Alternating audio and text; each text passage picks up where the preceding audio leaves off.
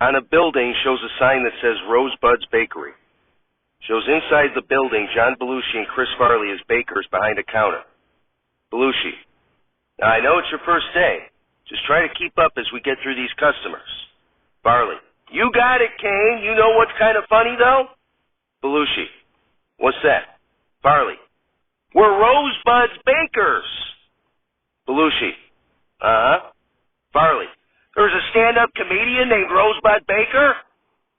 Belushi: okay, Orson, that's great. Again, just try to keep up. Gilda Radner enters as a customer. Belushi: hey, Heidi, how can I help you? The usual? Radner: no, I'm not getting any donuts today. I wanted to order a birthday cake for my gardener. Farley: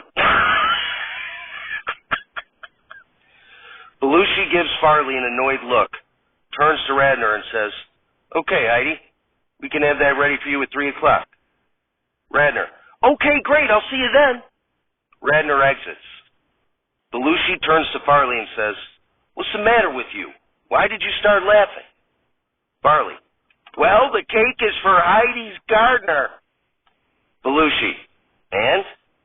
Farley: come on, man, don't you watch SNL? There's a chick on there named Heidi Gardner.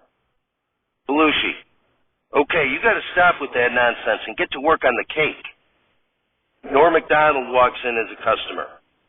Belushi: hey, Michael, you want the usual? Macdonald: that's right. 1 vanilla Longfellow, please. Farley: Belushi: hey, Orson, get him a Longfellow. Farley: you want me to get Michael a Longfellow? Belushi sighs, grabs a vanilla Long John donut from the tray behind him, and hands it to McDonald, who pays for it. After McDonald leaves, Belushi turns to Farley and says, Orson, this isn't going to work out if you can't follow simple orders.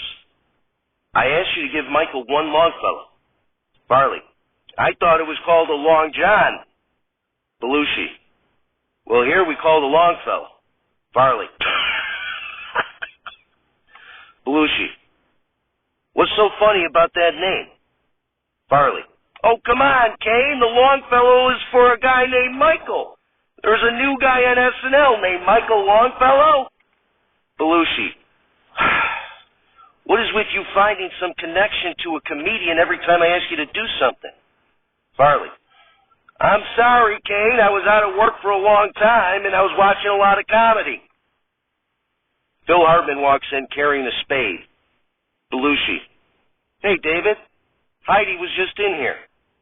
Hartman: okay, great. Did she order our gardener a cake? Belushi: she sure did. Hartman: wonderful. I just came in here to show you the birthday present we got him. Hartman holds up the spade. Belushi: that looks great, David. Farley tries to hold in his laughter, but cannot, and starts to laugh.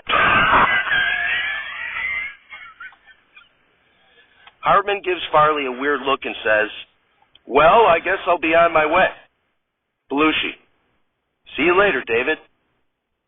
After Hartman leaves, Belushi turns to Farley and says, okay, what's making you laugh now? Farley: are you kidding me? The guy's name was David and he was holding a spade. Belushi: so? Farley: so? Come on, you remember David Spade? Bye-bye. Belushi: dude, what is wrong with you? You're going to freak out all my customers. Denitra Vance with the blonde wig enters the bakery. Belushi: Kristen, oh my God, you look wonderful. Vance: thank you. After all the chemotherapy, it's nice to wear this wig to feel a little normal again. Farley: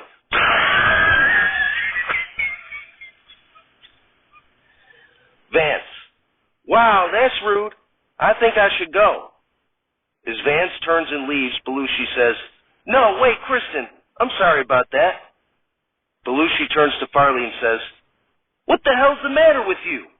Kristen is one of my best customers, and she has cancer. Farley: I'm sorry, Kane, but come on, her name's Kristen, and she's wearing a wig.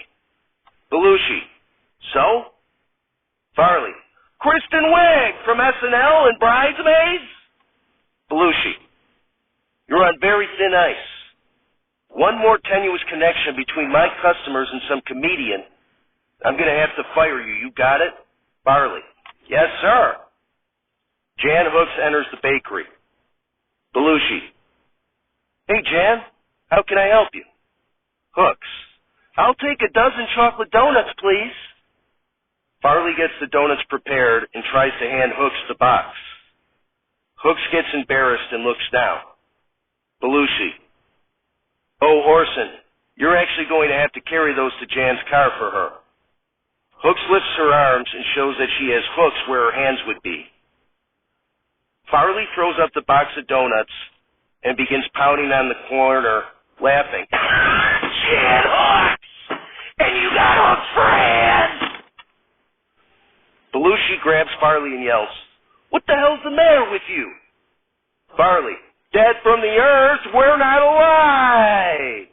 It's Saturday Night Alive, starring John Belushi, Chris Farley, Bill Hartman, Jan Hooks, Norm MacDonald, Gilda Radner, Donitra Vance, and with many other special deceased contributors.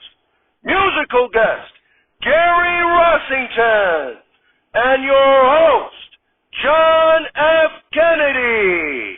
Everybody, John F. Kennedy.